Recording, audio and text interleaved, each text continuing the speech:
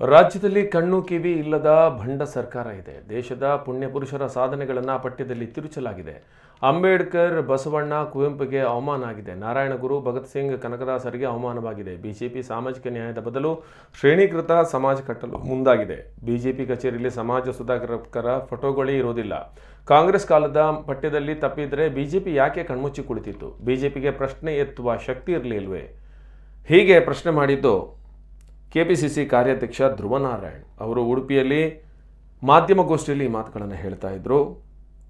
ಪಠ್ಯದಲ್ಲಿ 150 ತಪ್ಪು ಇತ್ತು ಎಂದು ಸುಳ್ಳು ಹೇಳುತ್ತಿದ್ದಾರೆ. ಮಕ್ಕಳಿಗಾಗಿರೋ ತೊಂದರೆಗೆ ಸರ್ಕಾರವೇ ನೇರ ಹೊಣೆ. ಟ್ಯುಟೋರಿಯಲ್ ಅಧ್ಯಾಪಕನನ್ನ ಪಠ್ಯ ಸಮಿತಿಗೆ ಹಾಕಿದ್ದು ಸರಿಯಾ ಅಂತ ಪ್ರಶ್ನಿಸಿದ್ದಾರೆ.